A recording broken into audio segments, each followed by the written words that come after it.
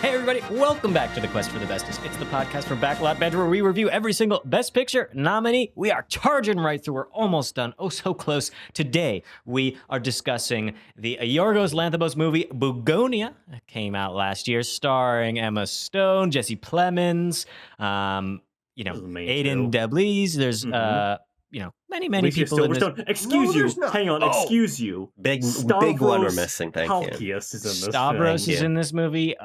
Fellow, I guess he's like a colleague of ours because he's a podcaster. We're podcasters. And that just makes there's a lot of hope for us. We maybe too can be in a movie one. Hold on. Clear stage. Boys in Blue. Oh, he's got some. Look at that. Yeah.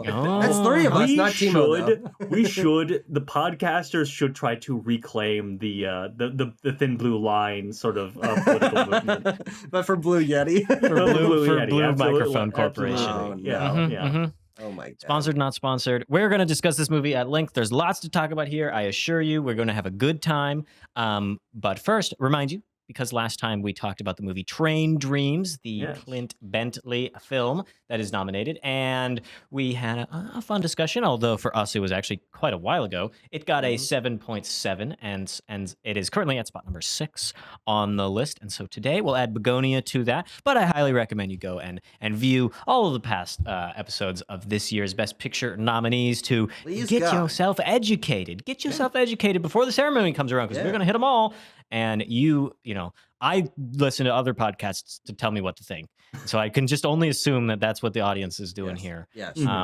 Yes. Okay. Bugonia up next, right after Abram delivers us some juicy comments from the field. I know we got a couple. We'll go to Train Dreams. We got a comment here from the Cat Indeed who says, Train Dreams has perhaps the most intrusive narration I've ever seen in a film. Every time I was getting kind of invested in Robert's story, in came the narrator to spell out all the themes and completely break my immersion. That scene in the theater is a textbook example of telling rather than showing. It ruined the film for me.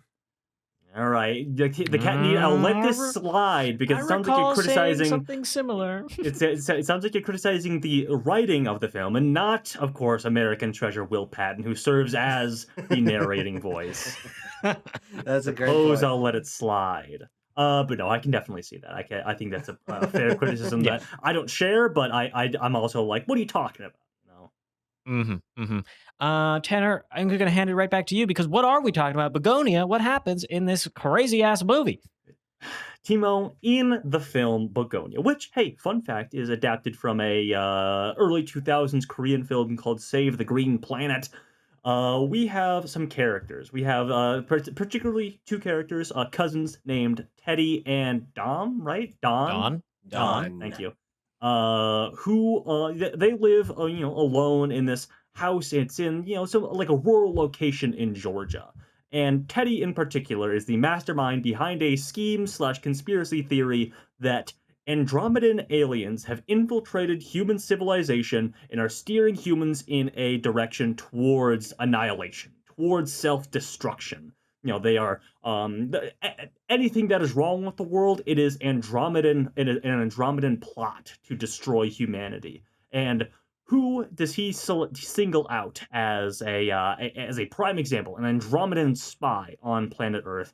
But his boss, Michelle Fuller, is that Emma Stone's character's name? Good work. Yeah, so the CEO of the company that he works at, a pharmaceutical company that he works at, who he probably, he has some connections with that we learn about a little deeper into the film. But Teddy and Don kidnap Michelle and try to get her to admit that she is an Andromedan alien and get her to agree to take them on the Andromedan mothership and steer the Andromedan Empire away from destroying. And it unravels from there, basically. Exactly. Yeah, okay. But of course, the big central question is she an alien or is she not? Yep. And we were wondering that almost the entire film. I want to hear from Abram to kick us off on his first impressions of the movie. Did you see this when it came out and you rewatched it, or is it just one and done, like myself? One viewing for me of this movie. Okay. I've seen 3 of Yorgos' movies, right? Sure. Which so there's a caveat. This Poor Things and Killing of a Sacred Deer. Sure. Yeah. And I've never had dinner with him, so that's another caveat here. Okay, but maybe I hate him. I don't know. I like. I think Bugonia is really fun. Yeah.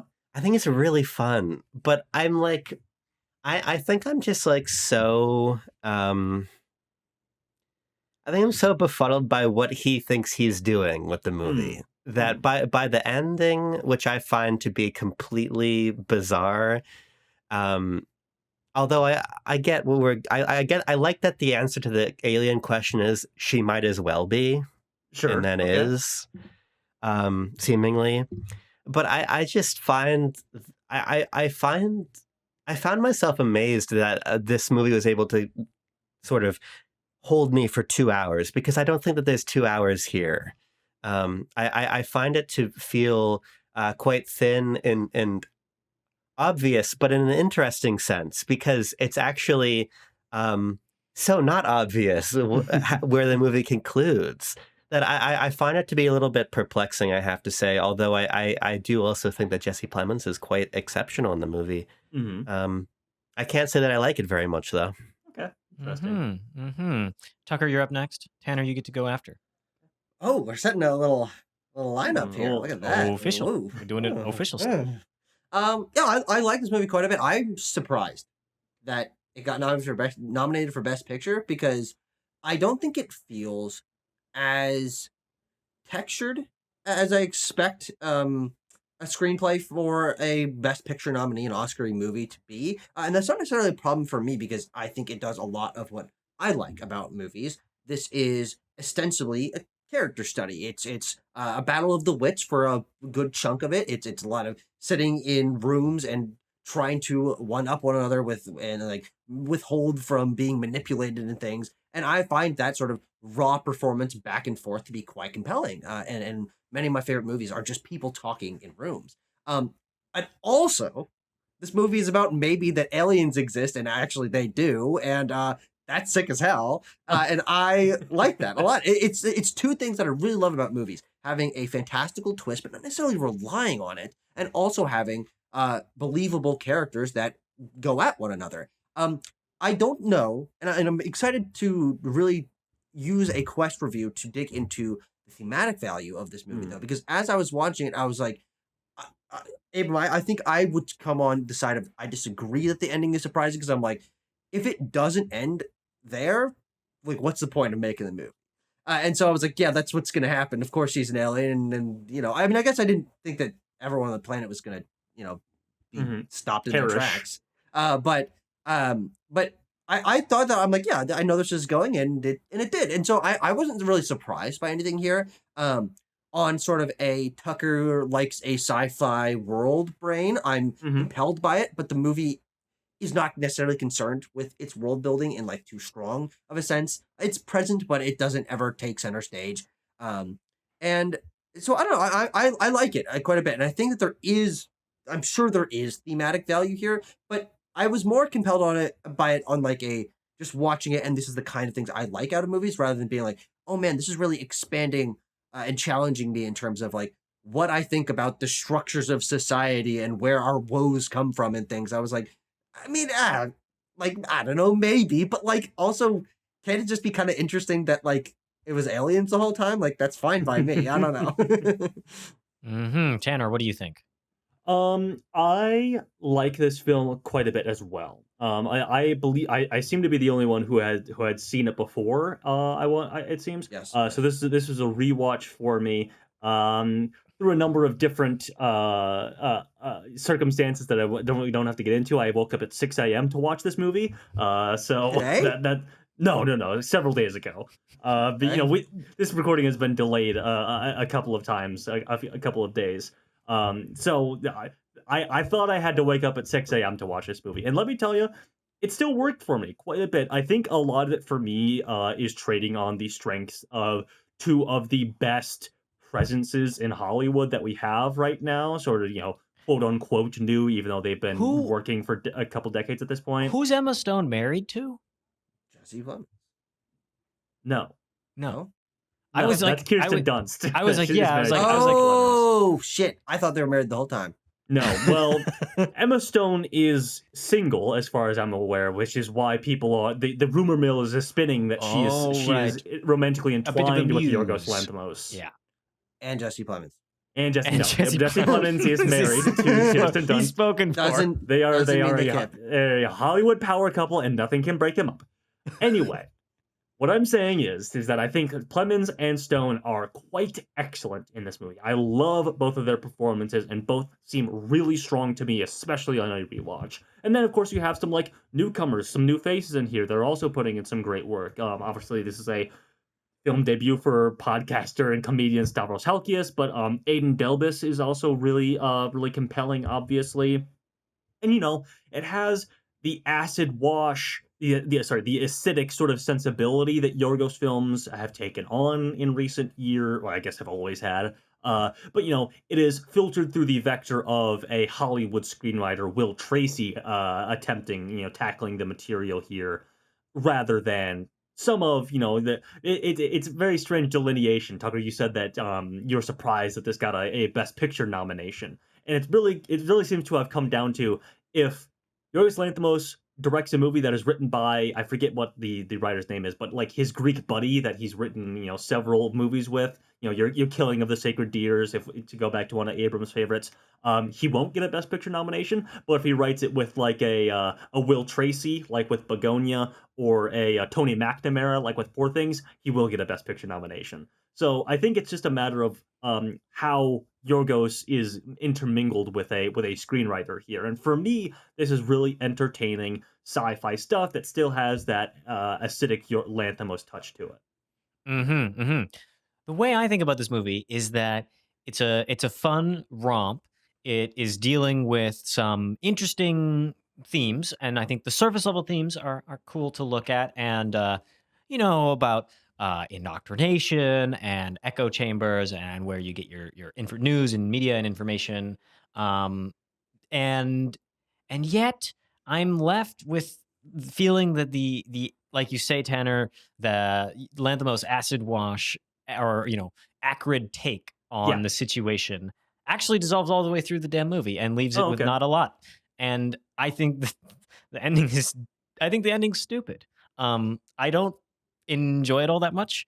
Because the metaphor that we are trying to set up about class, right? I'm going to be this guy that, like, okay, so the upper class, the boss class, right, might as well be aliens to us. What does it like say if they actually are aliens and not people, doing terrible bad stuff at the expense of all the other people, killing everybody, as happens in the movie? What does it mean when they actually are the thing that deflects from our innate human ability to do terrible evil on each other, which we know, but the innate, the opposite is true at the same time. Very while I get interesting. well, I'm like, I really like watching it. I completely agree with your assessment of Plemmons as like my central figure. He's very magnetic to watch. I really like pickling at his, I get at his psychology during the movie because it's a very point of view film. We are not told how everything is ever. Every character is basically lying to us always, and we have to figure out what the truth may be. In the film, at least I'll give it this, lets us know what the truth is. And in regards to Plemmons' character and his pseudo serial killer aspect, which he's proven to be correct in his multiple killing attempts at learning. Well, it's just what's the percentage? What's the hit rate on Andromedans again? He kills 5 people and 2 of them were Andromedans. I think he says Almost passing grade. 40%'s not. I don't think that's a passing grade. That's a 40%. I said almost. Oh, almost. Okay, sure. Because if he'd done one more, it'd be 60, and you'd be like, it's close enough. That's basically 100. Ease get degrees, right? Mm-hmm. So ease? I think there's a lot. That's not even a grade. A lot to think about in this movie, and yet the themes leave kind of a lot to be desired. But that's more of a like what I believe and what I think and what I've learned about class, which is I think really what the movie's ultimately getting at. And the shockingness to it, adds that Lanthimos flair. But I'm like, I don't know. I don't think I enjoyed it as much as Poor Things. I definitely was like frowning the whole watch. And I was, Crossing I was my discussing arms, with you guys how I shaking went and my saw, head so the people in the theater know I don't like this. but I'm like, that's what he wanted, right? That's what Lanthimos wanted out of me when Yeah, I watching. mean, certainly and so it's there's like, okay, there's unpleasantness all around in the film. Yeah. Yeah. So enough from me. Tucker, where do you think we ought to begin this discussion of this here Bugonia movie? What interests you? Fucking bug. I think, my friend, it's the conspiracy that Oh, interests me. look at this! Yes. Oh, Look at yes. this! The conspiracy in this movie is very interesting to me. I've had this. Tucker just put on he's put on his tinfoil hat in that opportune time. My brain is being scrambled by Andromedan space lasers. Yeah. And look, I'm protected. He's protected. I'm shaving.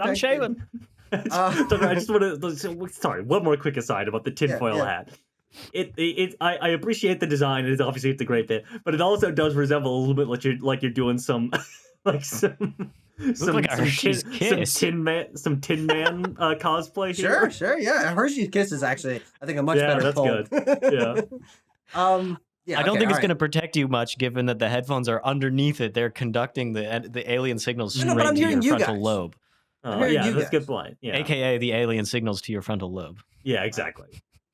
So the conspiracy you were saying. Yes. The conspiracy element of this movie, I think, is where I find its thematic importance to be the most interesting, because it's rare that we get a film so focused around a conspiratorial character in this way, getting information from pseudoscience and from YouTube as he quotes and things, and the knowledge that he is so ingrained in and believes so deeply. I think the most compelling element of this film is discovering what his conspiracy beliefs are, and then questioning for most of the runtime of this movie if they are actually founded in reality. It's a film. It may be one or the other. And that sort of push and pull of learning about this guy who has this plan and believes in it deeply and is convincing his cousin to go along with it.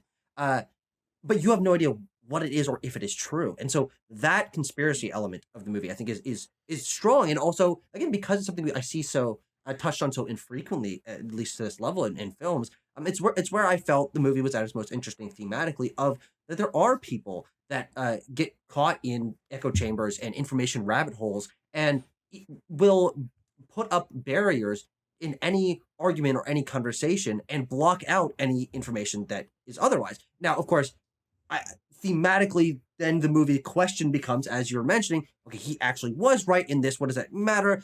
Or like, how does that impact your feelings on the themes that it is trying to cover of the efficacy of the internet and information spread and things? But that's why this movie is interesting, is I think focusing in on someone who is fully bought into a conspiracy that, when you start watching the movie, you're like, this guy's fucking crazy. He's chemically castrating his cousin. That's insane. Yeah. And himself. And himself, but that happens presumably long before. I think it's really fascinating, and that's where I'm like, this movie actually is doing something quite unique. Here's what I'll say. I'll say. In a cinematic sense, I think that Yorgos got frame mogged. He got frame mogged by fellow filmmaker Ari Aster. What? Because in the cinematic frame last year, Eddington did the same thing. Great point. Yeah. And I think it did it way better. Because here's a contention I want to make here. Because Tucker, I actually agree with you basically completely. And me too. I agree completely too. For a big portion. Yeah, fuck, why not? Yes. For like a good portion of the film, I was actually like thinking like, man, maybe like he's really cooking with this one, because I think that the way that we have to watch Emma Stone's character assume the role as we think of the Andromedan to survive this hostage situation, while also trying to needle Jesse Plemons' character about Teddy about his mother's coma as a result of some kind of product or some kind of workplace issue. It all remains vague, Yeah. At the hands of her company, I think is very effective. And it becomes, I think, quite sinister. I think the movie really traps you in this place of the science fiction feeling so real in a very scary way, Science as we see, as is true for a lot of conspiracy theorists in the real world, the way that the conspiracy becomes a cope for the real truth of your material situation, that is even that you can't reckon with. That all you can do is look for something fictional and streamline into a narrative. So here's my question to you guys, especially you guys who like the movie more than me did. All of us. More than me did. Sorry. How does the reveal... Andromedan brainwaves are in fact... I got scrambled. Wait, but you don't even have hair. Kind of. True. It's just scrambling you a little bit because you have a little bit of hair. How does the reveal that he is right not completely obliterate any point that the movie is trying to make? Okay. Tucker, what you want to jump in? Wait. Before we answer this question, can I toss my hat in the ring? Because I think my thoughts on this are going to just get blown out of the water by Abrams' admittedly good question that I want to hear the answer to. Maybe the most important question for this movie. The conspiracy theorist aspect of this film really strongly reminds me of QAnon. And then like a real live, it seems like this, yes, it's based on a previous movie, but the adaptation here is working to place our main characters in this real world space that we're like, all of us are going to see a conspiracy theorist and be like, okay, crackpot or not, like, we got to look into what the theories are. Because sure, I believe in plenty of conspiracy theories, just the ones that, are proven correct a lot later when the CIA releases the document saying so. But that doesn't make it less crackpot when you don't know, okay? And so this film, it seems to me to be dabbling in that, like, do we know, do we don't? And I think the real life revelations that have come out since the film came out, right, have really actually Timo? have actually complicated this theory a lot, because they make it seem like, they align with what the film is saying, that we do the research, we have this crazy shit. Maybe you're not spot on, but you're close. And I find that very interesting that the art and the real life are like they're French kissing in this movie. Whoa. What the hell? Gotta have some steam there. Wait, which kind of movie did you watch? I'm getting so hot and heavy thinking about these ideas kissing. Tucker, what were you going to say? Well, go ahead, Tucker, or let's not forget Abrams' question. Of course, yeah. But he's answering it again. Yes, I do think that Abrams' question is again the question to ask for this movie, and I think for me, I think that it does in some way undercut the thematic coherence of the film. Is that a lot of the intent for getting you to question these things and realize and maybe in some ways put the movie's like put you in this awkward spot where you're like, are you going to empathize with him and his belief in these things, or reject it because it is to our eyes and to our knowledge of the world very unbelievable? And then of course you come to realize that he has been correct this whole time. It's ostensibly everything, but also not everything. The way that it is presented, that the actual Andromedan plan is that they aren't trying to kill all of us, and they aren't breaking down our society and all these things just to like mess with our mind and keep us as sheep or whatever. But they seeded the planet. They were the ones that are the genesis of humans, and humans are ostensibly a failed experiment, and they're protecting us from ourselves, and we're the reason why all of this, all these issues actually have happened. And so he is right about the conspiracy, but he's wrong in the intent of it. And I think those two things, mesh in a way where it's not as clear cut. Now that I'm actually walking through it, I don't think it's as clear cut that the ending actually undercuts the thematic relevance of it, because he isn't correct. Also I'm just thinking about it from the other angle. I'm like, okay, so turns out that she's just a CEO and he's just crazy. What a less interesting fucking movie that would be. Like I'm just starting to think of like, why would you even make that movie? That's fucking boring. I mean, two different things, but like, because you hate Amazon.com. I'll bust out the soapbox here for a moment, because Tucker, you really did put a pin in exactly what I was going to say. but I'm gonna blow this out to a little bit of a large degree because I was hearing what you guys were saying about Plemmons being pitched as this conspiracy theory character and everything like that, and the the ideas of class and the ultimate themes and ideas that Yorgos clearly wants us to think about, and screenwriter Will Tracy clearly wants us to make the connections of. And I was hearing you say these things, and ultimately I was like, I don't necessarily agree, that there is a one-to-one CEOs equal aliens kind of connection happening in Bugonia. I think what is going on in this film is a lot more nihilistic and acidic, like I was saying at the beginning of a Yorgos point, is that he's one can call this an easy out, an easy answer, a bird's eye view to wrap up all of this stuff, but it's really strangely an anti-human lesson we're supposed to be taking away from this, is that like Emma Stone is an Andromedan empress coming to us, and she, as she lays out this history of what humanity, like the actual evolution of humanity, which that we were a peaceful species, and then like the evolution as we know it was towards an area towards a direction of violence and chaos and everything like that. That in fact humans are the cause of their own destruction. The classism that we set up, the racism, the wars, the brutality, all of it is from a human seed and not necessarily a lording force over everything. Yeah, so it's not the CEOs. It's actually just humanity. Well, it is the CEOs, but that's like there is not some grander thing behind all of this. Yeah. It is simply at the end of the day human greed that has caused all of this. It is the human proclivity for violence, the human proclivity for self-destruction. I think it's in the spaghetti dinner scene where Emma Stone says something along the lines of, "Sometimes a species just peters out. It just recognizes that it must come to a conclusion."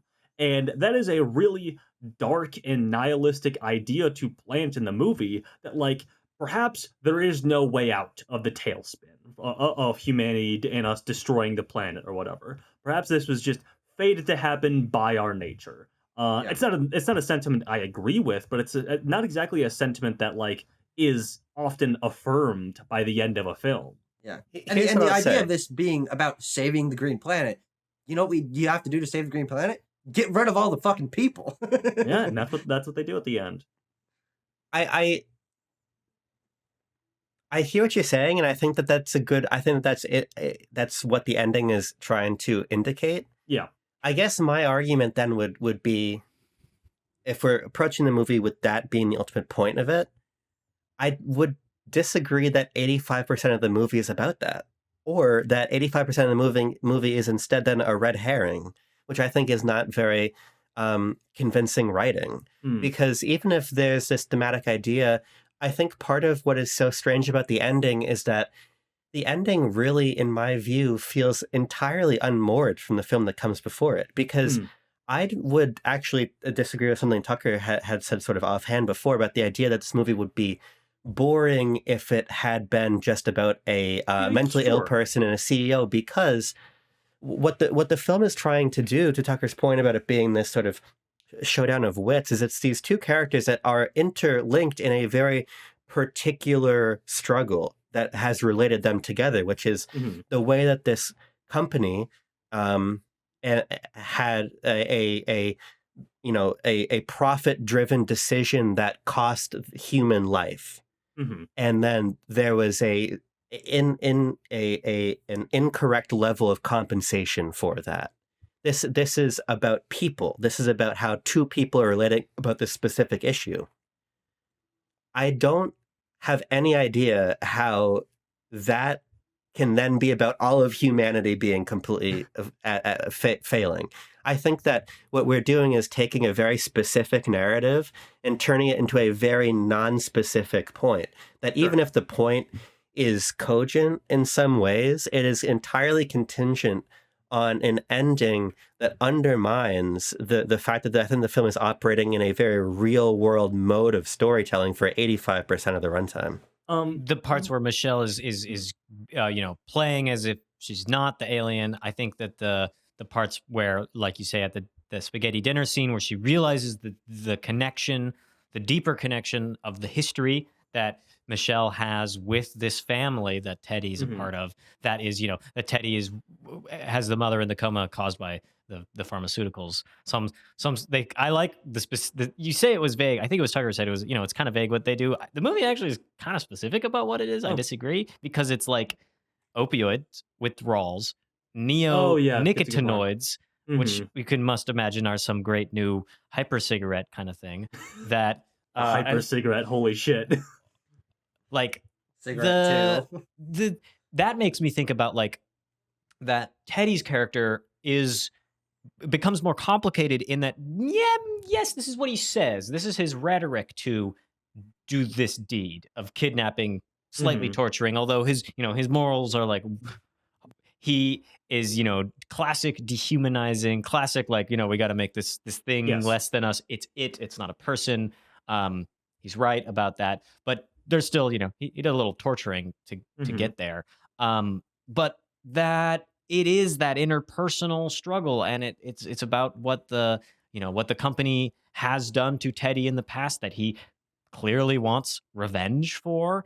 And not just his mother's case, but as a beekeeper, I'm being very worried about bees. And there's a whole bit in that dinner scene where they go back and forth about like, no, you say that this colony collapse disorder. Yeah, which is a real thing, actually affecting the bees. And so that grounds us in this very real space. And Michelle is fully operating in this deep cover, like CEO as a, human as CEO type, full of corporate. I kind of love how our character speaks in corporate language. Can we have a dialogue? Really like good. I think this is like really that's skewering I need, right? Yeah. So to that end though, I think that there's some other key lines there that just speak to exactly what's happening, like Michelle saying that like when everything has been revealed, that like she felt herself becoming greedier and meaner and more cruel because of the role she was in, because she was ingrained in human society. Does she for say so that long. on the spaceship in kind of the denouement, or is that a line? It's when she's basically bitching out Teddy, when she's laying everything out for him after she's seen the bodies. Serial killer room. Exactly. To that same end, we talk about the slight that Teddy presumably feels against Michelle, and perhaps why we think that he has kidnapped her for ulterior motives than what he is actually saying. If we take the Andromedan Emperor, Empire thing as truth, then we must also take the fact that they say, yeah, like we have human experiments planted all over the planet, including your mother. She was an experiment we were running to see if we can like de-shitify humanity or whatever. And she was like, didn't work. You guys are just fucked. You're just fucked up to the core. No saving you. And you killed your mom with fucking antifreeze. Like I thought that, the systems that were in place would perhaps stop you from doing that, but apparently I was wrong there too. Yeah. Yeah, I think that is a really interesting point, wherein to take this whole conspiracy theory line, that is the conclusion of that arc, basically, wherein his conspiratorial brain becomes receptive to the idea. He gets his sort of like, oh, you're the queen, right? He does his electricity experiment, and then is like, oh, okay, and then we have this very, I can't even imagine what Emma Stone is doing as a performer to keep all these like, who am I questions straight, sure, right? Yeah. But then he's like, no, comes up with this whole ploy about the antifreeze. And yeah, like you say, she expected him to get caught in that moment. But the fact that he doesn't and he gets away with it is, I think, illustrative of the purpose of showing like what are the real implications of a conspiratorial mind gone too far. Yeah, and that it's ivermectin and antifreeze and on and on and on. Many examples of such a thing. Little Eminem cam going on here. No, it's Amiibo cam. What's going on? Abram, he's chomping down. Sorry, I was blowing my nose. I'm not trying to blow my nose out in the frame, so I just moved my camera a little bit. We're just built different. What were you gonna say? the idea of the conspiratorial brain going too far. We all agree that's really what this movie is about at its core, especially with our primary character. And I think that is why, if I'm going to do my analytical reading of the distance between the reality the film sets up and the last 10, 15 minutes of it that are more, okay, this is actually real. I think that's because this movie is very subjective through the lens of Teddy's eyes. I think that with the world as we see it is very normal because that's the world as he sees it. He's so bought into it that he in the like kind of cracks of society and in the like of the like code in Instagram pictures, he believes that there is something else going on. And so the movie sets you, it like lulls you into this conspiratorial mindset of, I don't want to believe what he's saying is true. It's so ridiculous. I don't know how it is. And because the movie's so subjective, I'm like bought into, me as a person who is not particularly conspiratorial minded, I'm feeling this push and pull. And the reason why I think it's so disjointed by the end, and again I think it's intentional, is because the conspiracy being real or not, that moment of a reveal in any particular context is like, there's no coming back from that. This is a boom, we're swapped over. This is what reality is. And so I don't think it really matters how different it is. The reality has been revealed. This is what reality is. And so I think that can then reinform, as we're all talking about, what the motivations are and the reality of all these arguments. And especially with Emma Stone's character, Michelle, the reality of her performance and performance and all these things. that distance, I think, is more mirrored to Teddy coming to realize that this actually is all true and then dying. I think that swap is like emblematic of the reality setting in, because it actually has been revealed that he's not bullshit this entire time. I guess if I'm being honest, I just think that that's not an interesting movie then. Because there's a really, I think, interesting thing that this movie does that I was like, oh, this is cool. We have this countdown, right? We have this idea that the film is going to have to reach its conclusion in universe days time. And we have this 5 days until the lunar eclipse thing, 4 days. And then at one point we put the Earth on its edge and we see that it's flat. And I think it's got an ice wall surrounding it. Yes, it is. Like Yorgos knows he knows his conspiracies, and he's putting ones that he knows we will pick up in the movie for us to see. Exactly, and I thought that was a really smart image when I'm operating under the pretense that we're seeing a look into the mind of somebody who believes in these conspiracies. For him to be proven correct, I think, is to reduce this movie to plot. I think that it reduces it to novelty. It reduces it to the novelty of the trick that the movie can play on you one time. Obviously, this is sort of a 10. I'm curious for your kind of point, because you've seen it twice. You said you liked it more the second time, I believe. But for me, it reduces the act of viewing to the act of novelty of uncovering that actually this is all true. But if it is all true, then it is, I think, a pretty uninteresting movie about uncovering an alien. And I don't really know what to do with that. And then it goes back to, I think, having to get any meaning you can from this anti-humanist read at the end of the film. But I don't actually think that makes for a particularly, to Tucker's very early point, textured film. I think it makes for a much weaker film than the film it is for most of the runtime. Let me pitch something at you here, Dave, because you brought up Eddington, and just in the midst of this conversation, that weaveled its way, the Andromedan signals that you put out weaveled their way into my mind, where I'm like, what if I Abram, pitched I'm just this going to say, you? Abram, you really should have covered yourself in cream. You really should have done it. Yeah, some antihistamine cream. Really, I mean, come on, man.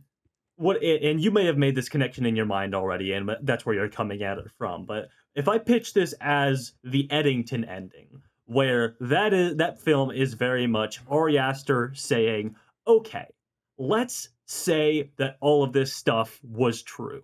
What would that mean? What would that look like? And what I guess technically Will Tracy and Lanthimos are doing here is saying, okay, let's say that this guy's particular brand of doomerism, conspiracy brain, the way out there, the elites are aliens and lizard people.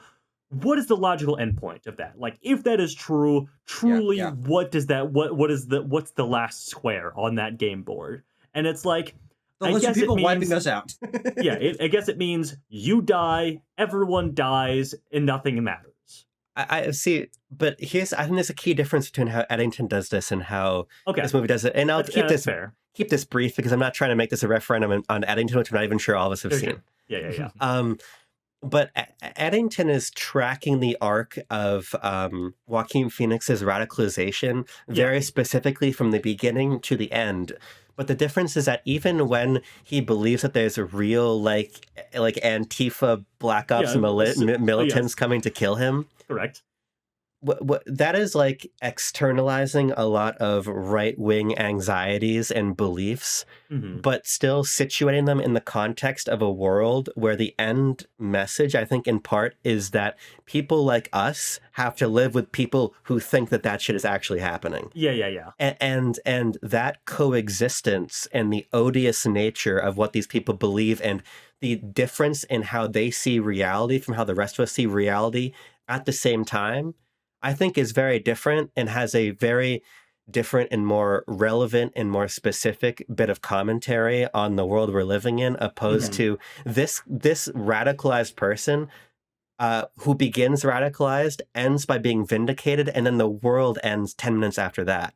I think that's very different and less useful. Can I add something to this? Yes. That his proof, right, throughout the whole movie, we're led to believe the proof is from YouTubers, crackpot articles. There's a really good line that he says about, he's like, that I stand on the shoulders of giants. I stand on the shoulders of giants, and all the content that they made or whatever. Which is an Eddington style sort of line. It was like, oh, this important work, and we call it content. The same and shit that's like reality TV on Netflix is content. He mentions that, but here's some of the stuff that I did myself.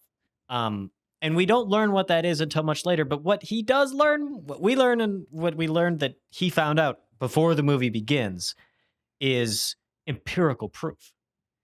He finds the biological, with these corpses, these people that he's killed. He finds empirical proof that what his theory is saying has some credence to it. Well, that he finds biological aliens. Sure, that's fair. Yeah, like literally there is proof. But when he tells that to us, and it tells that to Don and which everyone I think this is a really at the beginning important of the film thing, is that we exist in Don's POV for a lot of this expository action, right? Where we're being told what's going on. It is Teddy speaking to Don about this stuff with a convincing bent. He is trying to sell Don on continuing down this path with him, and so everything he says must be in support of a pitch of a sell.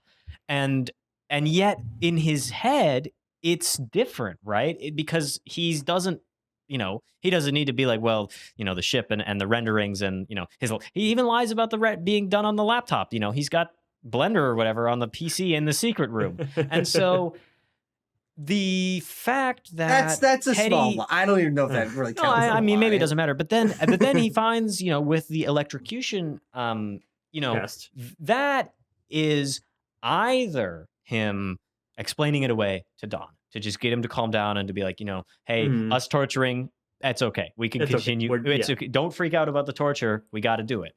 My theory was proven right. But like, he's not, he is saying it, but he actually found it out, I suppose. He is factually correct in that, he presumably, like, this does prove to him based on some evidence he's reading on that computer screen that's right. When the batteries turn red, that's proof. I'm like, sure. My point was that, like, when he's saying to Don, when Don asks, how can you tell that she's an alien? And he's like, well, her, look at the length of her big toe or whatever. Look at her eyebrows. What's it called where you measure the head type stuff? Exactly. That he's doing all of that. It's phrenology, that's what I said. Phenology is like the study of birds and wildlife in your natural environment surrounding you. So don't get them mixed up. True. Biology is the study of life. That's true. Just wanted to make sure we're on the same page. At the beginning, or towards the beginning of the movie, when he is explaining all of that, it is stuff that we hear as an audience. It was like, oh, clearly this is bullshit, or stuff that he, again, fully believes, but, is so... He's confirmation biased himself into it. Exactly. Echo but chamber. if we're approaching it now as, like, yes, empirical evidence, you're like, it is like, if those are the telltale signs, then I suppose they are... they are minuscule enough that like it's hard to it's inherently hard to prove anyway. And Teddy's just such an expert on the subject that he's able to notice these things, but also not really, because as we said, he could lie to. He's batting like 40% on his subject selection. And is that she's like, how many were Andromedons, and he's like 2, and like, well, do we believe him or not when he says that? I don't know. I don't know if I believe him there. Yeah. Here's a question I have about the fact that she is an alien. Okay. Do you guys think that there's something that the film could have done, perhaps in the first act, to seed a little bit more, or to make me feel as an audience member that there might be a little bit more credence to this idea that she is an alien?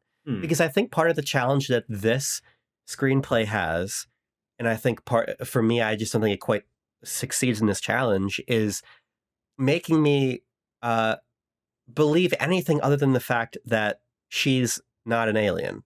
I'm using 20 negatives. Okay. Until she steps through the portal, there is 0% of me that thinks she's an alien. Well, I think there's a sign before that. It's not the beginning of the movie by any means, but when we're getting that light refraction thing when she's talking to Donnie, I'm like, oh, this is proof here. This is evidence. Because like, she's doing clearly what? She's like, what do you mean? Andromeda, like mind controlling him? Like what? What are you talking about? I guess so. Like there was clearly I didn't catch something that. happening there in the filmic language to tell you something about what is going I don't on. remember Right now. what are you which talking scene about? you're referencing. You guys don't remember this? When they're in the basement and she's on When the they're in the ground, or- basement, it's a couple of minutes before he fucking blows his head off. He shits And his smooth. stuff smooth off. Smooth off for sure. But no, like it's and blood comes smooth out. It's in a close up. It's sort of Donnie's face is framed on the right side of the frame, and on the left you can kind of see like a window with some light coming in and like a lens flare, and it begins to like refract and shake and stuff. It's there. Like I'm not crazy. I'm not seeing conspiracy here, but like that comes again like 30 minutes from the end of the movie. Fair enough. And I mean, maybe if I went back to that detail, I would agree.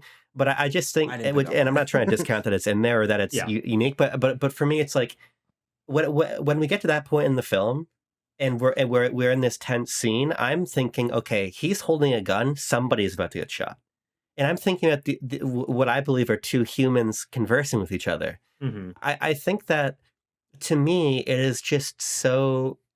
It's like it's beyond my ability to comprehend that she's an alien until the film literally has to go through that cabinet. And then part of me even then was like, is this... Yeah, like, is Yorgos fucking with me? I can definitely feel it. When I watched it for the first time, I also felt that. It was like, there could be a further rug pull that's going on here. There could be something else down the line. It's not really true fact until, like, she's on the fucking ship. She got hit in the head by Teddy's head.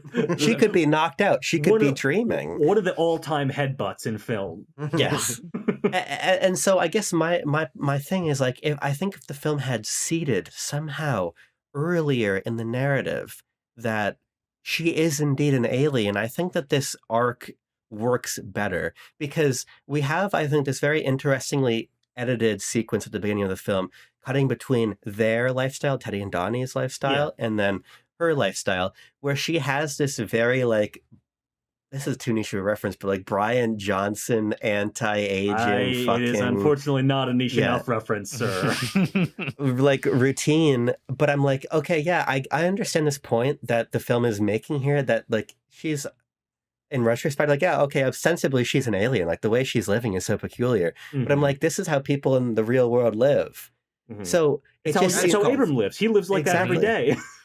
So I think that this movie needed to give me something that made me charitable to what Teddy is on about. But I see here's the what you're question: saying. Sorry, go ahead. why? I think that if it gives a hint, and maybe I'm like not thinking big brain enough. I'm not a filmmaker, and so You're not maybe there thinking is a fourth way. dimensionally. I'm not thinking fourth dimensionally, where there is this hint at some point early on in the movie. It's certainly possible, but my mind goes to, especially tinfoil hat wearing Lord Brain Tucker, is if I see that early on in the movie, I don't really give a shit about anything else that happens. I'm like, she's an alien. And so I think that if you do that, you undercut the entire point of the tension and the back and forth and the nuance of her performance, and then the impact, whether it's successful in it or not, but the impact of the reveal that it is true. And so you're right. There might be a hint that walks that line in a better way, but I do think it actually does have that, in that we see these flashbacks to his mom like floating, and I'm like, okay, well, there's something going on here, but that's the kind of walking the line kind of thing, because I'm like, maybe this is how he kind of imagines it. It's shot in this black and white kind of fisheye looking thing, like a little vignette on the side. I'm like, maybe it's how he remembers his sickness. It's not actually that, but that's a hint. There's something weird going on here. It literally is. No, well, because it's weird, but it was just confusing to me. If it's a dream, right? And so I'm like, okay, we're in dream crazy land. No, it's a flashback. And I don't know, I don't man. think it is a flashback. It is information from the past, but the way in which it's presented is so dreamlike to me. Yes, the black and white and the fisheye, classic hallmarks of Lanthimos filmmaking. But the strange amount of needles and like putting them in, pulling them out, and like it's like so off-putting that it can't be a flashback because it's not real. So what I'm saying, what my contention on this is that I don't think that when he's walking around with her outside the office or whatever, Alicia Silverstone, American Treasure, is not literally floating in the air like that. That's not literally happening in front of Michelle or whatever, right? In front of a whole crowd of people. All people that work for the employees, they all know what's happening. I think that's totally real because the movie presents. There's no chance. Because like it seems to me that she is the lone Andromedon at this company, and that she is manipulating the employees. There's the whole thing with like the being able to leave at 5:30 if you want or whatever. Seems to me like we're creating that divide between Michelle and the employees. And again, when I watch that, I'm like, Yorgos stuff. This is Yorgos film language here. That this is not literal, and that this is a metaphor for her being catatonic or dead or close to death or whatever. Here's the question. Yeah. Everything we learn that happened there, of the conversation between the two of them, of her being sickly, of her having to take some sort of drug, and these things that impact her life. If the only difference is that she wasn't floating, I don't think it makes any sense, because everything we see in these flashbacks is true. But hold on, it's adopting an entirely different cinematic language to imply that it's it's a completely different mode of storytelling and mode of reality. Tucker, do you think the people he brought when he checked her in at the hospital would have noticed that she's floating, or are they also Andromedons? Is everybody on the planet Andromedons? I don't think it's that big of a leap to say that like when she was like really pumped full of those drugs, that's what was happening, and then it like knocked her brain out, and now she's just in a coma. Like, I think I honestly think that there's no reason to believe that didn't actually happen, because both of them understand that is what they remember from the past. I think if you survey 1 million people who saw this movie, 2 people would agree with you. I think one of them would be Yorgos Lanthimos, frankly. I don't think so. I can talk her because it's not both of their recollections. It is Teddy's recollection of those scenes. Michelle is not there for the scene where his mom is in the bathtub, and it's the exact same cinematic language used in that scene where he's talking with Michelle. Like, and Michelle has a flashback memory. Okay, so just to clarify, you guys believe that her floating is the only thing that's not true from those flashbacks? I mean, everything else is accurate to what happened. I believe there are other elements that are not true. More needles, I guess. Yeah. And Well, nothing I else. think the crazy acupuncture thing is probably it could be a thing. You know, Then floating could be a thing. There's aliens. Like I don't think there's that big of a jump. Acupuncture is a real thing. Acupuncture is a real thing. Acupuncture with 1 million giant needles into your home bathtub, probably. Yeah, that's Well, not. I don't think that. I think that is it's not again. It's the same thing about floating. Exactly. Floating away. As a metaphor for like losing somebody and having them like literally go away and being It's stuck full of needles as like a metaphorical. push pin, right? You're like completely getting jabbed full of this stuff over and over and over again. And he maybe he was the one who was having to do these injections. So the visceral memory of all these needles, all these medical tools, the way that it separates itself, black and white versus color, I think is ultimately enough to be like, we're in a not the real world. Maybe it could be memory, it could be a dream, it could be any of these different things, but it is a reconstruction through the point of view of a character. I agree. Doesn't mean it didn't happen.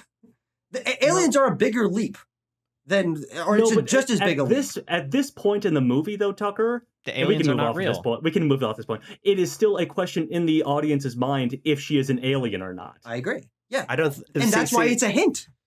No, it's not a hint if she's literally floating. No, but yeah, if she's literally it's floating, like weird shit's going on. I feel fucking crazy wearing this. It's like I don't understand. It's like so obvious that's like the hint. It's like, oh, I'm questioning now if this stuff is real because I'm seeing something that's unreal. No, because sorry, hold on, my voice is cracking. Hold on, let me recompose myself. Okay.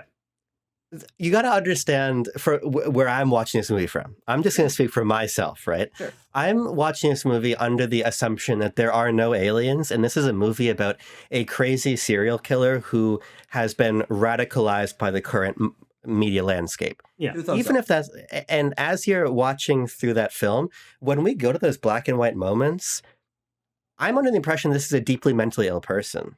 Totally. So if in his mentally ill understanding of what happened to his mother, she had needles that are 1 million miles shooting out of her body, fair enough. But that doesn't give me any indication that the woman that he has kidnapped and chained to a bed in his basement is an alien. It reinforces that he is off his axis. I agree. And then you learn that everything he knows is true.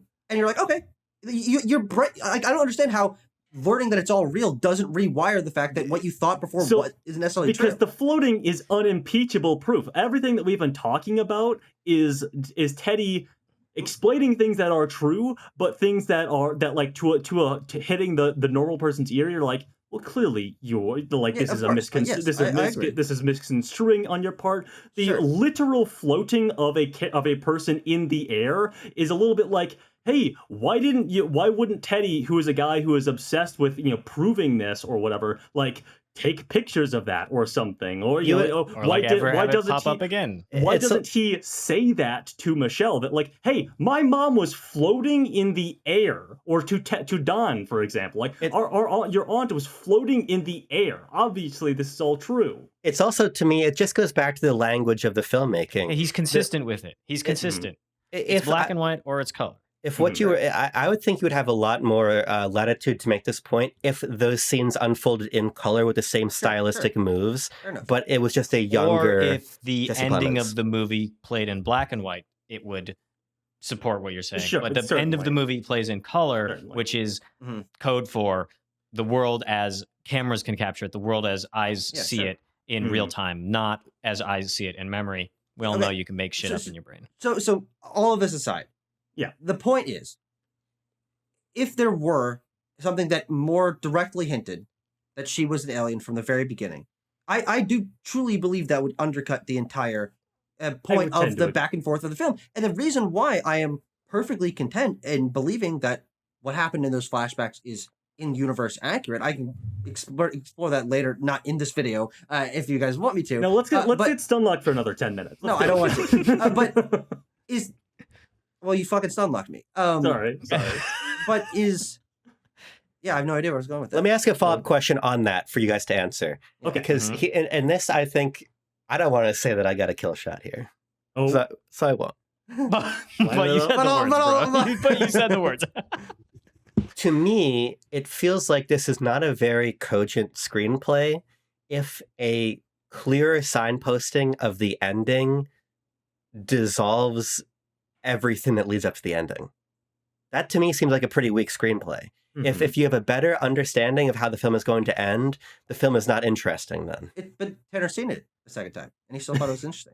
That's point is proven. No, I mean obviously. No, but like I think that's yeah. like it's still engaging. I still found it compelling based off performances and everything alone, certainly. But like even when I was watching it for the first time, and I my viewing experience there very differed from your guys's. Like in retrospect, I guess I was like, well, yeah, I guess obviously she's an alien the whole time. Like, obviously, there is a Yorgos Lanthimos movie where it is, no, he's just a crazy guy or whatever. Like, and maybe that's part of it, right? We're existing in the understanding this is a filmmaker that makes movies about things where the world is literally not as it seems. And he likes putting whack shit in his movies just to put whack shit in. Exactly.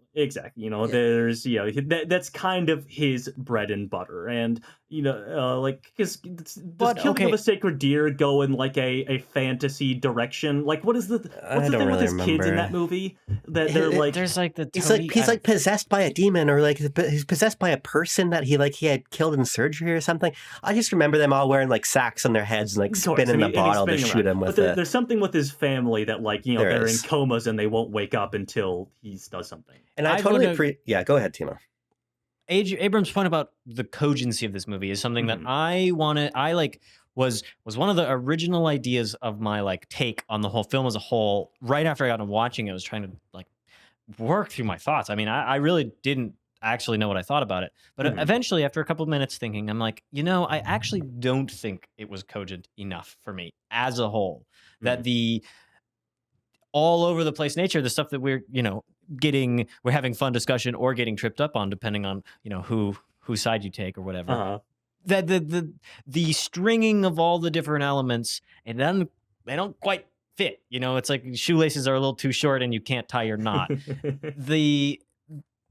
All these kind of disparate elements at times feel a little random to me, which is, I think, a not a very good mark on a screenplay to be random. I really want there to be connective tissue between every single element in the movie. And this one, while we do get lots and lots and lots of it for our backstory, rationale, you know, all this kind of stuff for our characters, the actual like meat, the stuff about the aliens and the CEO and the class, like the cogency to me isn't there to create like understanding that I'm not quite getting it because the movie is not allowing itself to be got.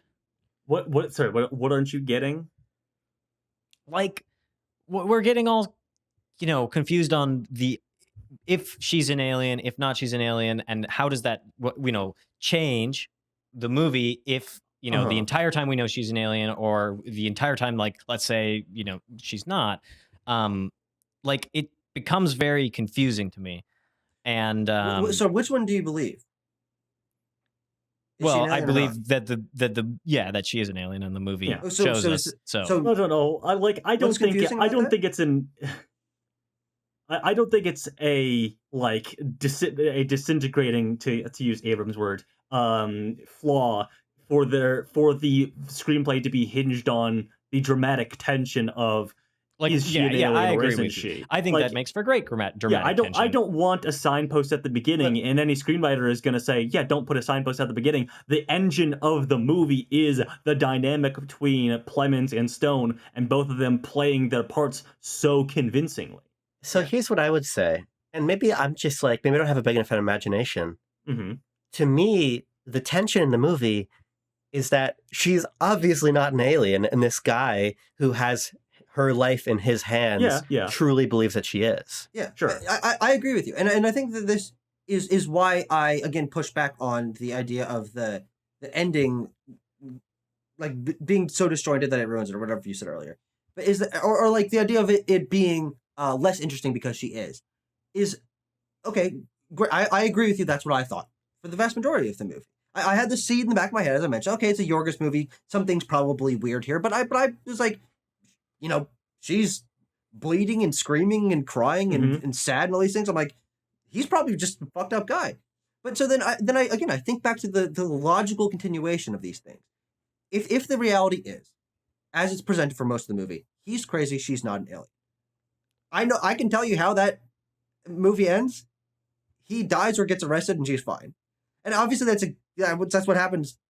It is actually what happens here. But like, okay, like that is what happens in real life when there's crazy people and kidnappings. Like Yeah. I don't understand where there's extra sauce in that version of a movie that doesn't have a fantastical twist when, yeah, okay, he's crazy. Like, No. he was right. Or I guess he was wrong. You thought he was wrong, and he was wrong. Like, that is an affirmation that I think moves nothing creatively. No, I don't agree at all, because I think that the what the film is setting up is this idea that this character in Michelle has as a excess of her status and position gotten to this height of business and capital dominance that has resulted in people below her being exploited, mistreated, and on the periphery had their lives ruined as a result of things that she's done. Yeah.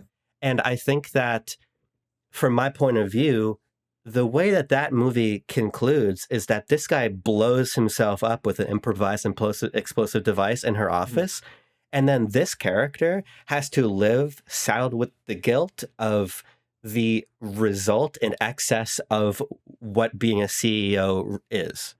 I think that is a story that is consistent with the 90% of the movie that came before it, and has a clear message, a somewhat parasite-like message about what people who are in power and have capital, what happens to the lives of people who don't, who are disenfranchised by that fact. That's a movie with a clear thematic But purpose. here's the thing. I think that's still all true. She is, as someone, what we learn about Michelle is that she has been humanized by this whole thing. And she does have these relations and understandings. And she is more in tune with human culture and thinking. And But it's- I think but that it- it does, the wiping out of an entire race, I think that does weigh on her. But it's I don't know if we different. see it. you It's know? different We because wouldn't see it in the other version of the movie either. because there's more characters at stake. If the Jesse Plemons' character in Teddy doesn't have any kind of meaningful arc in this movie. He is just a guy that has discovered aliens, and for the sake of dramatic plot level tension, we don't know that he's right about that. And then he dies. I think the way that the film is trending is that he's supposed to be this byproduct and this casualty of the way that the world actually operates.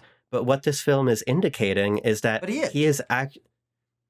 is. he's not really, because the film is ultimately about aliens. My problem in part, I really think my problem in part is the movie is about aliens being real. Okay. I think that that's weak. Okay. I'm gonna throw down the first ever usage of a quest veto. I'm gonna quest veto. We got to talk about movie specifics here. We've been bird's eye view for far too long. This is all specific about the movie. Well, that's fair enough. It's literally But- all about the plot and the themes and the message and the acting and the characters. It's all Fair about the enough. movie. Fair enough. I agree, Abram, and I agree. But I feel our thoughts on this have been kind of made clear. And so, Abram, you gave an avenue to swerve into, to detour into Teddy as a character. And for me, his arc is that he, through his conspiracy theory addled brain, pushes away the only person in his life who he does love. He loves Don. He keeps saying this over and over. But, his relationship with people whom he loves has been tainted by the comatose nature of his mother, through the actions of, what's the name of the company? It's like Axio Anthrax. or something. Some craziness. Yeah, exactly. Anthropic. And thank you. There is a line that he has in this sort of like ultimate conversation sequence where he says to Michelle, you did this. You caused him to kill himself. You poisoned his brain with lies and myths of a deteriorating world that cannot be saved. And when that line hit my ear, especially on this rewatch, I was like, no, Teddy, you did that. This is your doing. It's your fault that Teddy felt this way, that you not only weaveled all this stuff about the world into his brain that caused him to commit suicide, you literally altered his hormones as a result of your conspiracy-addled brain. Like, the things that you were saying about these aliens using the powers of persuasion and this chemical castration will stop that. He was wrong about that. For as many things as he's right about, ultimately at the end of this movie, he's equally wrong about an equal number of things. Yeah, which is why I was mentioning that the twist is the twist is not that he's right, but it's that he's right and he's also wrong.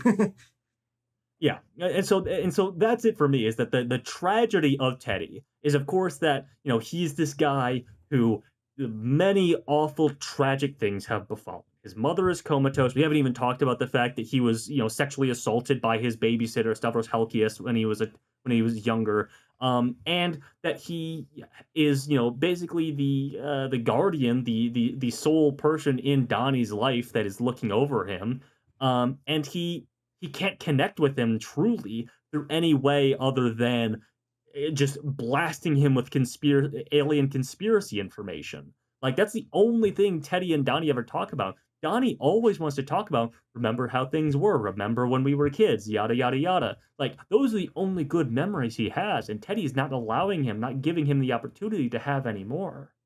I mean, I think about the select scenes where Teddy goes to work. It's important that we see him at the day job in this, package warehouse. And he of course has this extreme like anti-corporate bent, but he doesn't. He seems also to be a very isolated character, and he doesn't have a great connection with his coworkers. And really, every time he's asked, by Stavros's cop character, Casey's the name of that guy. Like, what's how you doing? What's you going up to? And he's like, well, I'm just kind of up in the woods hanging out with my cousin, just working. And so there is I do think about the bees as like this thing that Teddy as a character is very he's very invested in their well-being and the representational meaning of the bees as this, I like that line at the beginning. It's like, they pollinate. It's like sex, but clean. And so, Teddy, I think, has all this stuff wrapped up in his head. Lonely, has a job that he hates, coworkers that he traumatized, doesn't know with. And so his arc to me ends up in the when he goes and kills his mother, being that he's so in on this alien story that when his facts, when it starts to line up and he starts being told what he wants to hear, he's got all this doubt about all kinds of other stuff, but there's no doubt in his mind when it's time to go inject the antifreeze. He's like, well, of course it's kept secret. Because that's how susceptible he is to lies. That if there's a seed of what he believes in, he'll take that. And that's why, ultimately, he's right, but he's also wrong. Is that he has done this research. He's standing on the shoulders of giants, watch all the YouTube videos and stuff. But that seed being planted, even if it is based in truth, can still be taken too far. And he does it in killing multiple people who aren't Andromedans, and also killing Andromedans. We never actually see Andromedans do anything that would be worthy of hunting them down and killing them. Because the reality that we learn is that they aren't trying to kill us. They're benevolent on some level, yeah. Yeah.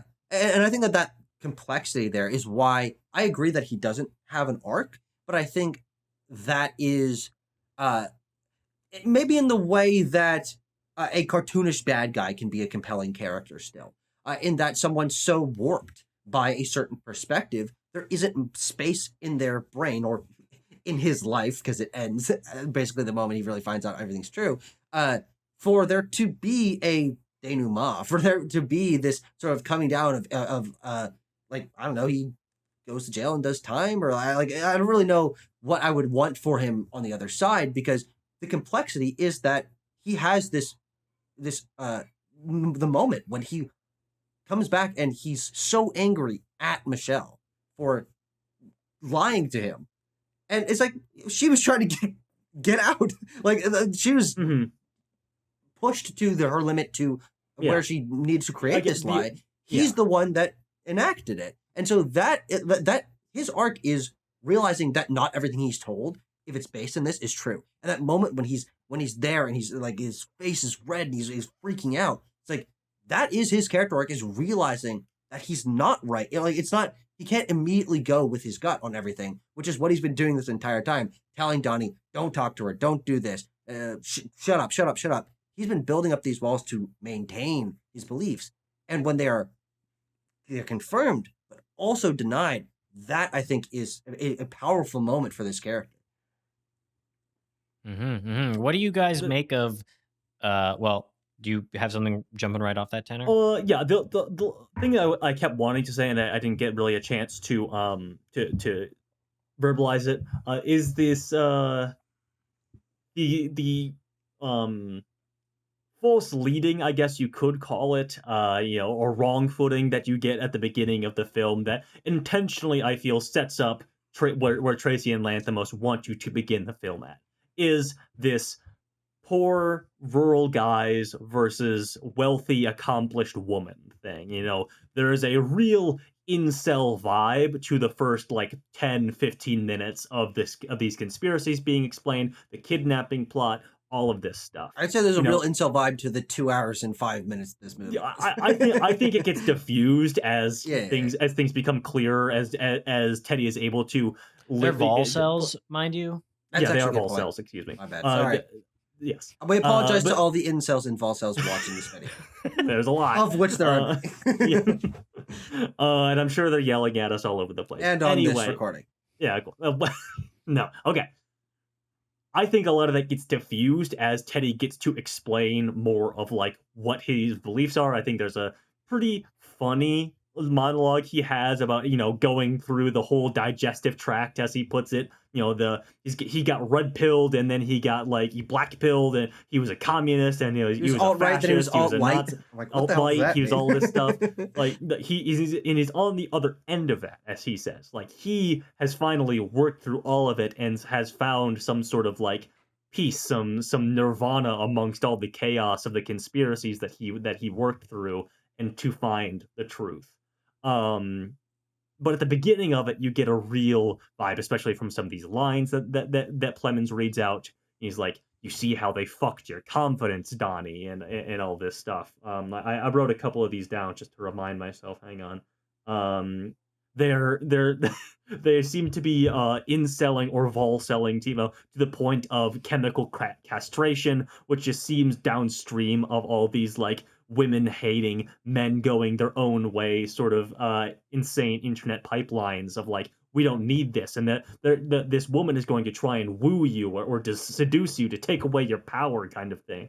There's all of that in the mix in this first 10 to 15 minutes that I think again gets washed out as you come to learn that no, he's just all on board on her being an alien who's in control of the world. Oh sure, yeah. Because that's the thing that I kind of wanted to get into here, because I think it's a very affecting scene, is the one where Don kills himself. And specifically what he's asking of Michelle, you know, before he does it, before he blows his shit smooth off. The things that he wants are very well, him as a mentally disabled character, he just wants comfort and peace. Just go with I just want to be with Teddy. Is Teddy gonna be okay? Is Teddy coming along? He wants more than anything. Donnie wants out of their current situation. It's a bad situation. He seems more in love with the idea of living on the spaceship in space than the idea of Teddy's very vague understanding of what a better world sans Andromedan control will be. He's like, oh, okay. When Teddy says no, we're coming back here, he's like, oh. Okay, but then Teddy has to reassure him that the world will be better. Our lives will be different. We'll be heroes. Yeah, what do you make of the things that Michelle and Don say to each other in that scene? I don't really think there's anything to it beyond what Tanner said, to be honest. I think it's affecting. But I don't know. I don't really know what I get out of it. Unfortunately, she's an alien. Darn. No, I agree with that. But I just don't really get much out of Don's character, I don't think. Sure. I think his I don't know. It's interesting that the one choice he makes is to kill himself, really. And I think that's quite sad. And I think it obviously reflects badly on Teddy. But I don't really get much from Don. I think he really just he serves a function to understand Teddy. I don't think he serves much of a function for himself, really, beyond what Tanner said. I think the reason why I find him a compelling mixture in this, I mean, really three-piece ensemble. Yeah. A couple fleeting supporting characters, but ostensibly this is a three-person movie. Is having a character in the mix who, with whatever level of mental ability that he has, is innocent in this and is pulled back and forth, I think is quite interesting because he's the one that you empathize with. He's the audience in. He's the one that doesn't know whether this is true or not true. And watching him reluctantly go along with the things that the person that he loves and the person that he trusts is telling him, I think is it builds very nicely upon the idea of how easy it can be to be pulled into a belief like this. If someone that you know and love and trust is telling you that this is how things are, especially because as we are presented this character, he's ostensibly a blank slate. We don't know too much about him. He's childlike, and what Teddy is doing is trying to whip him into shape, teach him how to respect himself, that he's worthy of respect, that he's brave, that he can make these decisions, he can be a hero. We're ostensibly watching him.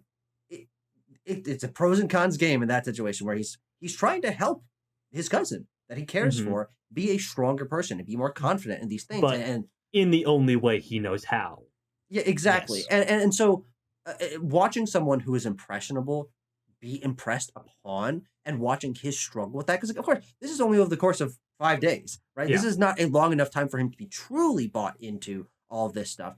I really like that he is not either immediately bought in and he's not immediately pushing it away either. It makes this really compelling character that we watch him think through all these things, because he's got such a malleable face. He's got such a big movements with his lips and his cheeks and his brow as he's thinking through these things, and you can feel him weighing the pros and cons of, if I go along with this, I'll be able to spend time with Teddy, and he might be telling the truth, and so maybe it's a good thing that I'm going along with this.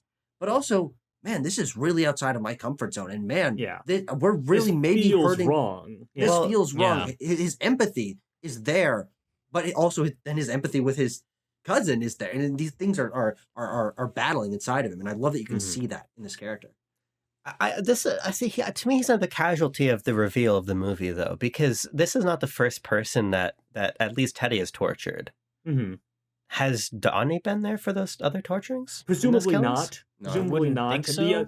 I think this is the at this point, this seems to be Teddy's plan of like, this is the last one. This is the ultimate plan. I'm bringing Teddy with me. I need Teddy for this plan. I agree with that. I think I'm good. I feel bad for him. I have empathy for him being a very similar situation to me. So I'm taking him along with me as the heroes that are going to save the world. We also know that he doesn't know because he says others when Teddy offhandedly mentions others, and he's like, huh? There was people before this, so he doesn't know about anything before it. True. I think it's just to me it goes back to, I think that this is a strange way.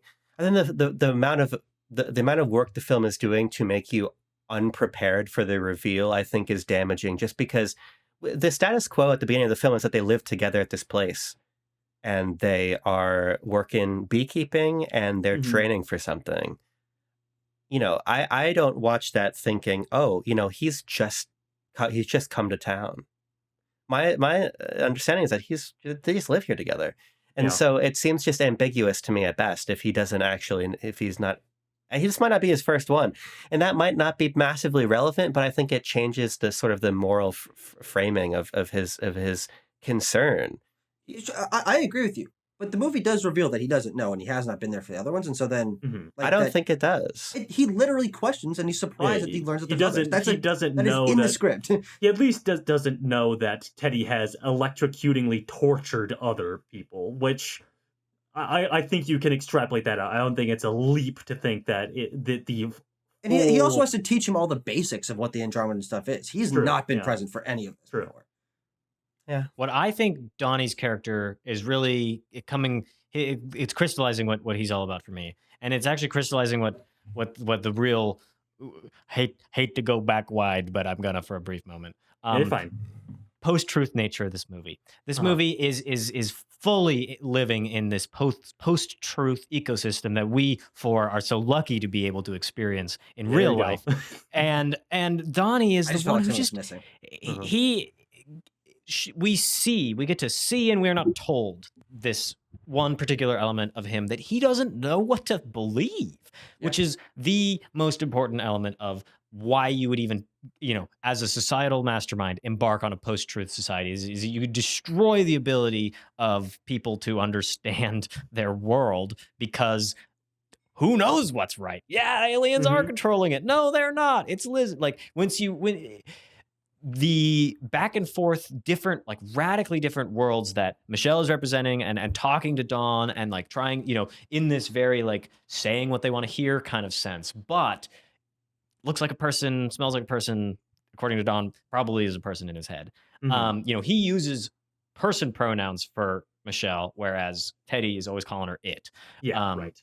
And so we see in these, I think that like the moments leading up to his suicide is like the complete dissolving of his ability to like comprehend, rationalize, exist within the world, because simply if everything is true and if everything is false, there's just nothing there. There's just no way to keep moving forward. And especially if it's already difficult for you to understand basic things about the world, which Teddy or Don, it kind of, he's a little slow. And so I think that his character is really central to us getting the idea that like it is so fucking harmful to no longer know what to believe in, and to like no longer have the center of truth as a thing. And like we're getting at each other's throats 20 minutes ago about truth in the movie. What did we see? And we all Loki saw different things. And so that maybe is the nugget that this movie's really getting at in the dissolving of truth. Yeah, the aliens are real, and yet, well, it doesn't really matter, because we're gonna, because everybody will die in the movie, or in this case, because okay, well, maybe that's one of 60 crazy things I'm gonna read in the news this week. Like floating people and aliens and hyper cigarettes, right? Like this is the explosion of fact, and the fact that we can't find it, I think is an important realization of this movie. And maybe and I guess what I'm going to take away from it, I think. Abrams moving his head. Oh, hang on, Abrams, you had something to jump in with? You're muted. Oh, you're muted. Sorry, I had to cough again. I'm just saying sorry. I'm just prefacing what I'm about to say with the fact that it's. Here we go. I'm sorry, but Jesus. The movie is not about an ambiguity of fact.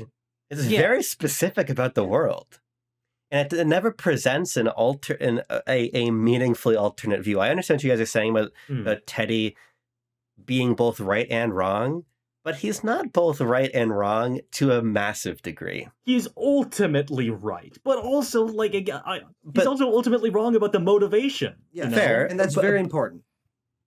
But not to the point Timo is making, though, in my opinion, because there's no real example of, until this last scene, of like competing ideologies here, really. It's actually just really about three people who, to varying degrees, are all on board with the truth of the narrative of the film, which is that aliens are actually real and controlling Earth.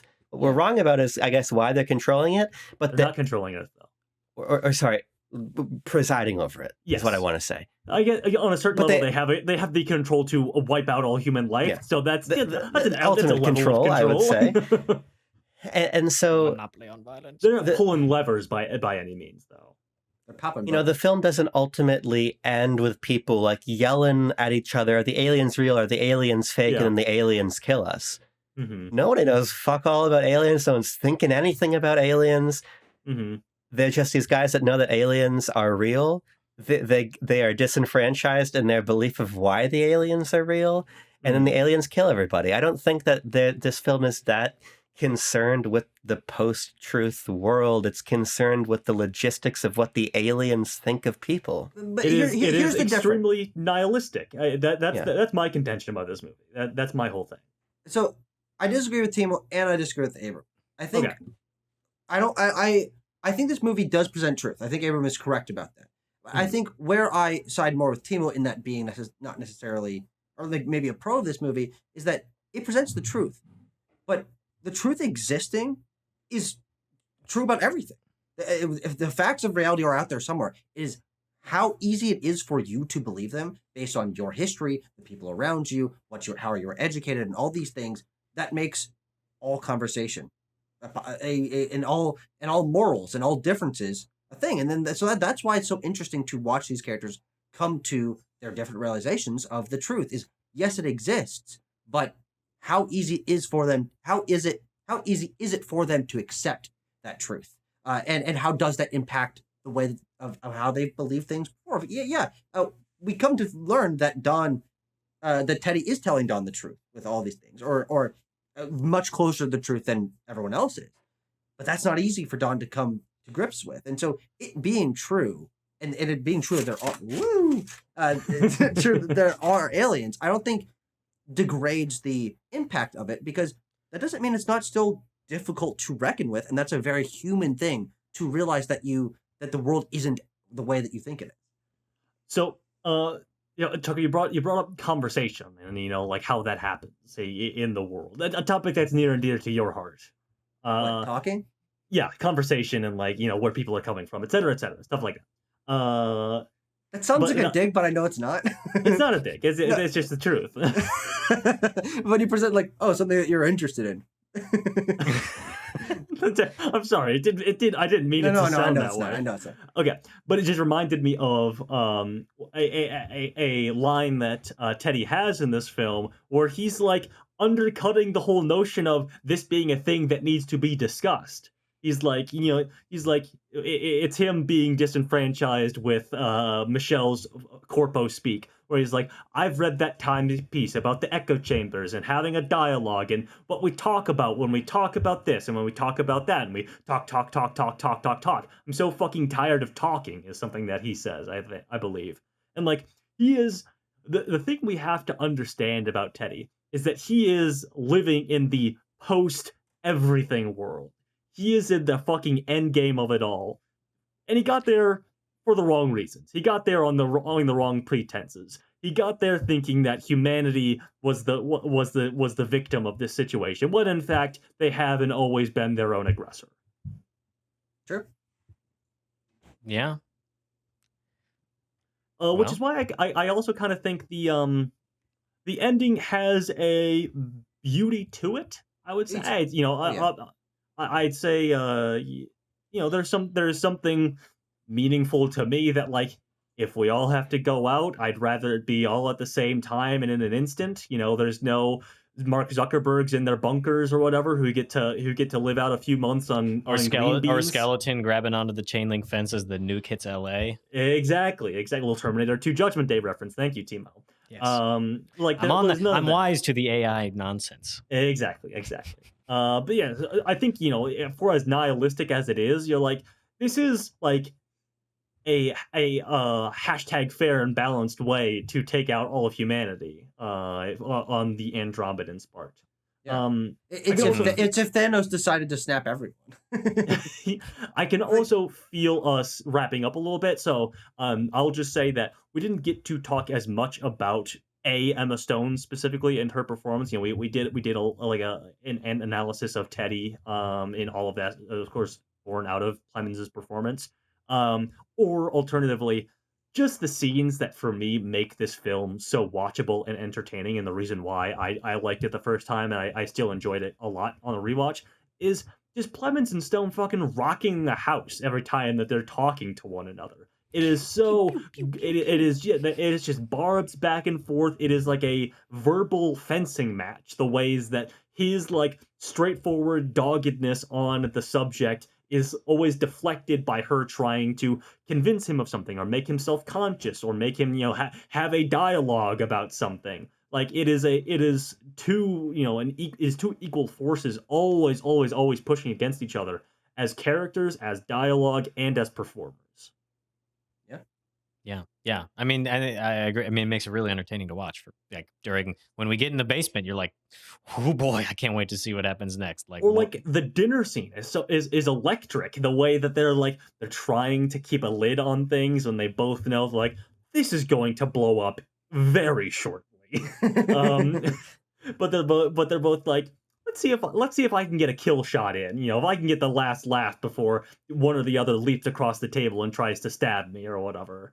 And then of course just Dawn stuck in the middle there. Mm-hmm. I go to the bathroom. But yeah, there's also the line that Emma Stone has where she leaps across, where she has the upper hand on Teddy, and she's like, I am a winner and you're a loser, and that's the way the fucking world is, or whatever. That is a little bit complicated. That it lends itself to the class warfare thing that is a strong overcurrent in this movie. And to Abrams' point, is perhaps a little bit of a red herring if you want to look at it in that way. Is like, she is an alien, so why does she say that? We sort of lampshaded a bit by saying, "Oh, I've been corrupted by human greed after living amongst it for so long." But your mileage varies on a lot of this stuff. But for me, and I don't think any of us disagree, that like at the this is a really really strong like sci-fi performance piece for two of our best working actors. Mm-hmm. And I will say there was one shot where Emma Stone's got the shaved head and got the cream all over, and it's a close up.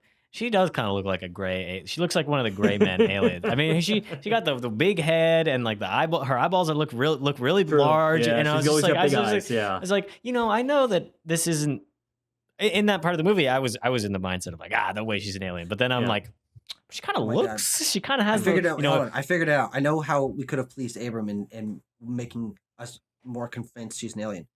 Cast Anya Taylor-Joy. Oh, and then you'd be like, of course. There's no doubt in my mind. She's an alien in real life. Other things Yorgos could never. I do love the look of this film a lot. It's all bathed in this like honey golden hue the entire time. It matches a lot aesthetically with the imagery of the film. And Jerskin Fendrix's score is just crazy. Is just so loud and bombastic and swinging and moving that I just always think of the cut to Teddy riding his bike to work, and it's like bah, bah, bah. Like it's the most epic shit in the world. It's a guy riding his bike to work in like Fulton County, Georgia. Score is my favorite part of the movie. Goes crazy. Yeah, it does go crazy, but it goes crazy. The times you notice it going crazy are in scenes that aren't crazy, and I think that's what's so interesting about it, is because what that keyed me into is that this is the weight, the dramatic importance that Teddy sees his goals as, his beliefs as, is that to him, riding his bike to make sure he goes and gets cream is the most important thing that could happen, because it means the life and death of everyone that he knows, everyone he's loved, and like a sort of justice for everything that's wronged him, and having it be played over just mundane things like a shot at a house or whatever. It's like, this is because and that just kind of keys me into the point I was making very, very early on of this being a very subjective movie through the lens of Teddy until that lens is ripped away with his death, of him believing fully in what he's saying. And the score supports that. Anything else, gentlemen? Anything else? Oh, we should talk about what nominations it got, but I'll pull we should talk about what nominations got. Stavros. Anything else, though, while I do that? Stavros was just, he was fine. I was not blown away. I was like, oh, cool, it's Stavros. Fine. Yeah, I'm like, okay, well, give him, maybe he can have a little more to work with. My nemesis. I like he's good. Funny seeing him in a police officer's uniform for many reasons. Yeah, of course. Here's the last thing I was going to say. Yep. No gaming, no vaping, no whacking it. No, I would have killed myself too. Yeah, that's fair. That's fair. Oh, thank you for saying that to the very end. What is this movie nominated for, Tanner? It is nominated for Best Picture, which is, of course, why we're talking about it here today. Emma Stone is nominated for Best Actress, of course. It is nominated for Best Adapted Screenplay. It's a English language sort of remake reimagining of a Korean film, as mentioned earlier. And it is nominated for Best Score. Yeah, very few actually. Yeah, not a lot. It was a back half Best Picture entry. It's interesting that it's like a million miles away from winning any of those awards, which is just kind of a circumstance of being one of your bottom, like your 7, 8, 9, 10 Best Picture nominee. Mm-hmm. But yeah. Yeah. I mean, this is also kind of why I lament not being able to talk about her more. I'd be perfectly happy to see Emma Stone win another Oscar for this. I think she is really, really excellent in this. She's one of my favorite performances of the year. She's just really funny and really locked in. Mm-hmm. It's so crazy. I've been seeing that gif of her smiling. I've seen that so many places. And that's the whole shot in the movie. I thought it was maybe taken out of context. No. Not really. She just goes... It's fucking crazy. Yeah. All right. Alrighty, well, shall we punch some stuff in and get a score? Yeah, let's do it. Okay, ready. In 3, 2, 1, go. Okay, we've got a score here. It is going to be a 7.5, so no ties at all. 7.5 is going to put the film at spot number 7 on the list. So only Frankenstein is below it at this point. The point breakdown is Abram gave it a 4.2. I gave it an 8.1. Tanner gave it an 8.5. Tucker gave it a 9.1. 7.5 is the average with a little rounding that our Excel does for us. And there we have it. So Bugonia on the list. Only 2 more movies to go, and then we'll have seen every single Best Picture nominee for 2026. Absolutely. And so next week, gentlemen, we'll be talking about a film that's a little less contentious, a little less weighty in its subject matter, a little less divisive in its subject matter than this film was. We'll be doing the I talked about the 7, 8, 9, 10. We'll be talking about the clear number 10 of the Best Picture lineup, and that is F1 or F1 the movie. I'm always sort of unclear on what the official title of this film is. Here's the thing, Tanner. I'll just invoke your goat and my upcoming goat, Sean Fennessy. Yes. This is actually much higher than number 10. Well, yeah, Abram, the exact conversation they had ran through my brain in the moment that I was saying that. It was like, it is going to win an Oscar in a couple of weeks. So is it really number 10? It's more like, what, number 6? What did they give it? Yeah. Something like that? They didn't put it that high. Number 7? Yeah, something like that. Maybe 6 or 7. Yeah. And we too have the chance to put it at either of those spots, or lower or higher. We're gonna have to just watch the movie, talk about it, give it a score. Have you seen this one, Timo? You haven't seen it. No, I haven't seen it yet.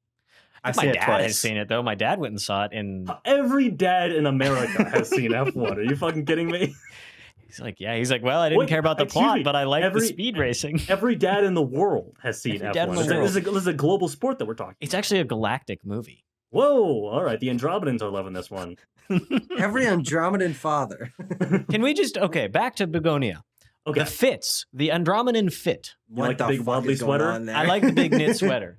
Yeah, I did say at the top that I thought the ending was kind of dumb, but the knit sweater almost pulled it back for you. Almost pulled it back. I'm like, it's man, knitted out of like fiberglass tubes. It's not wool.